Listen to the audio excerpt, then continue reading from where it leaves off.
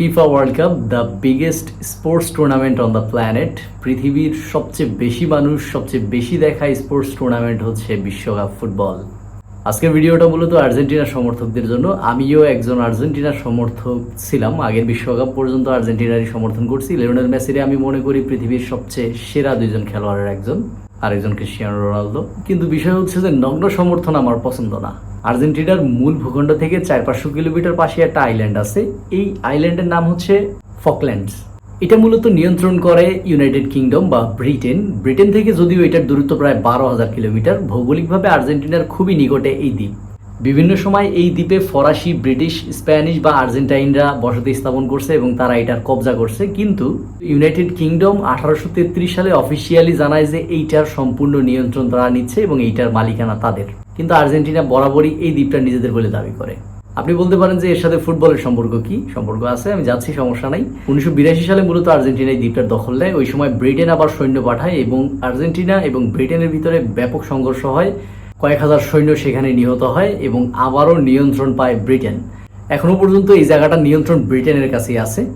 এই ব্যক্তিরে খেয়াল করেন, ইনি হচ্ছে আর্জেন্টিনার বর্তমান প্রেসিডেন্ট মালে। এই মালে মনে প্রাণে চায় এই দ্বীপটার নিয়ন্ত্রণ আর্জেন্টিনার কাছে আসুক এবং এর জন্য উনি ওনার সর্বোচ্চটা দিয়ে চেষ্টা করে যাচ্ছে। অনেকে এই ব্যক্তিরে বলে লাতিন আমেরিকার ট্রাম্প এবং উনি আর্জেন্টিনা গ্রেট এগেনে বিশ্বাসী, ট্রাম্পের মতনই। কিছুদিন আগে ট্রাম্পের এই পোস্ট আপনি দেখেন। এই পোস্টে ট্রাম্প খানিকটা এভাবে বলে যে আমাদের তাদের প্রয়োজন ছিল, তারা আসেনি, এরপরে প্রয়োজন হলেও তারা আসবে না। এখানে মূলত ট্রাম্প এইটাই বুঝাইছে যে ইউরোপীয় ইউনিয়ন বা ন্যাটোর কাছ থেকে যে সমর্থন ট্রাম্প আশা করছিল ইরানে হামলা করার পরে, সেই সমর্থন মূলত ট্রাম্প পায়নি। বিশেষ করে আমরা জানি যে ইউরোপে আমেরিকার সবচেয়ে বড় মিত্র হচ্ছে ইউনাইটেড কিংডম। ট্রাম্পের সাথে ইউরোপীয় ইউনিয়ন, ন্যাটো বা ব্রিটেনের যে একটা সম্পর্কের দূরত্ব আমরা দেখি, এইটারই সুযোগ নেওয়ার চেষ্টা করে প্রেসিডেন্ট মালে। যেহেতু ব্রিটেন ওই জায়গাটায় কবজা করে রাখছে, এই মালে প্রেসিডেন্টের সাথে বেশ কয়েকবার দেখা করছে, ট্রাম্পরে খুশি করার চেষ্টা করছে। ট্রাম্প গ্রিনল্যান্ড দখল করতে চায়, মালে দখল করতে চায় ফকল্যান্ড। 19 এপ্রিল 2026 প্রেসিডেন্ট মালে ভিজিট করে ইসরায়েল এবং সেখানে যে বেনিয়ামিন নেতানিয়াহুকে তিনি জানায় যে আমেরিকা এবং ইসরায়েলের প্রতি তার পূর্ণ সমর্থন আছে এবং উনি নেতানিয়াহুকে মাই ডিয়ারেস্ট ফ্রেন্ড বলেও সম্বোধন করে। আপনি একটা বিষয় খেয়াল করেন, এইখান থেকেই সমস্যার শুরু। আপনি এমন একটা ব্যক্তি বা এমন একটা দেশকে সমর্থন করছেন যারা সরাসরি গণহত্যার সাথে জড়িত। এখনো পর্যন্ত অফিসিয়াল ডকুমেন্ট অনুযায়ী ইসরায়েল লাস্ট 2-2.5 বছরে 75,000 ফিলিস্তিনিকে হত্যা করেছে। 75,000 ফিলিস্তিনি, এটা অফিসিয়াল ডেটা। কিন্তু এর বাইরে যদি আপনি দেখেন তাহলে এই সংখ্যাটা এর দ্বিগুণ। মডার্ন ওয়ার্ল্ডের সবচেয়ে বড় গণহত্যা এইটাই। প্রায় লাখখানিক মানুষ তখন আপনি মারতেছেন, এমনভাবে মারতেছেন যেইটা মডার্ন ওয়ার্ল্ড দেখতেছে। গাজা উপত্যকারে আপনি একবারে মিশাই দিচ্ছেন পুরা ইউরোপ ঠান্ডা, যারা ডেমোক্রেসি নিয়ে কথা বলে, ফ্রিডম অফ স্পিচ নিয়ে কথা বলে। আপনার কথা বলার স্বাধীনতা আছে, কেমন কথা বলার স্বাধীনতা আছে, এটা কথা বলার স্বাধীনতার ভিতরে পড়ে না। মূলত তারা যেই বিষয়গুলো প্রতিষ্ঠা করার চেষ্টা করে, এটা দেশভেদে বিভিন্ন রকম হতে পারে। তৃতীয় বিশ্বের দেশগুলোতে এটা খুব ভালোভাবে তারা অ্যাপ্লাই করে এবং যখন নিজেদের বেলায় হয় তখন তারা ঠান্ডা। এই বিষয়টাকে মডার্ন ওয়ার্ল্ডের সবচেয়ে বড় গণহত্যা হিসাবে আখ্যায়িত করা হয় এবং সুশীল পৃথিবীর সবচেয়ে বড় হিপোক্রেসি বা ভণ্ডামি হিসাবে দেখা হয়।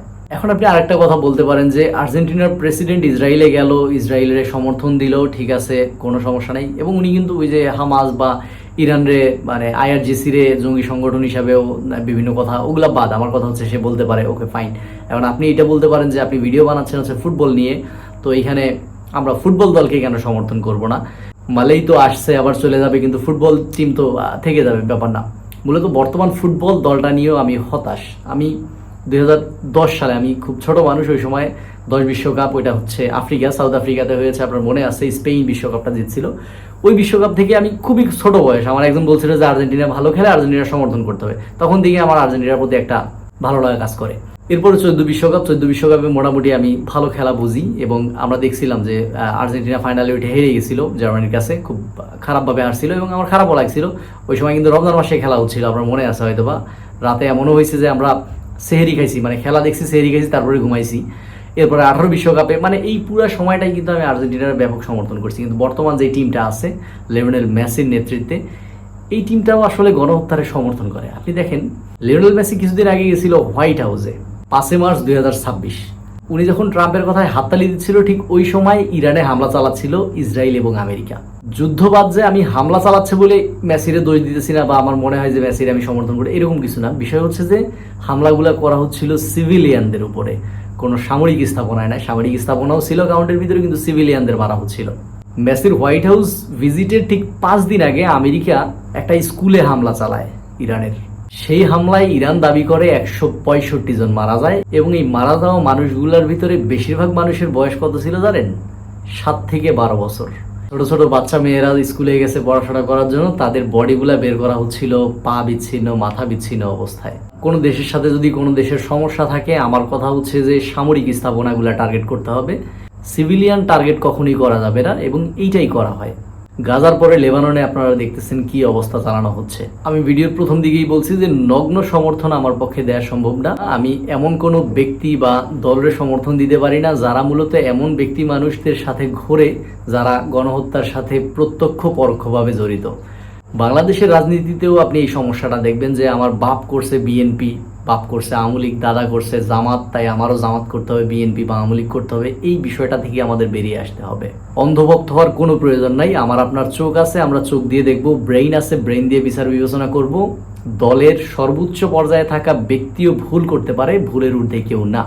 যদি আমার আপনার মনে হয় যে ওই ব্যক্তি ওই দল সঠিক, তাহলে আমরা ওরে সমর্থন করব। যদি ও ওইটা ধরে রাখতে না পারে, ভুল কিছু করে, আমরা কেন সমর্থন করব? ভিডিওতে আমি আপনারা এটা বলছি না যে আপনি আর্জেন্টিনার সমর্থন করেন না বা মেসিরে আপনি পছন্দ করেন, আপনার পছন্দ করা উচিত না, বিষয়টা এরকম না। এটা আমার একদম পার্সোনাল একটা ওপিনিয়ন। পুরো ভিডিওতে আমি আমার দেওয়ার চেষ্টা করছি। মূলত আমরা যুদ্ধ চাই না। পৃথিবীতে যেটা হচ্ছে এটা খারাপ হচ্ছে বহু জায়গায়, বেশ কয়েকটা দেশ, অনেক দেশ বিষয়টা করতেছে এমন না।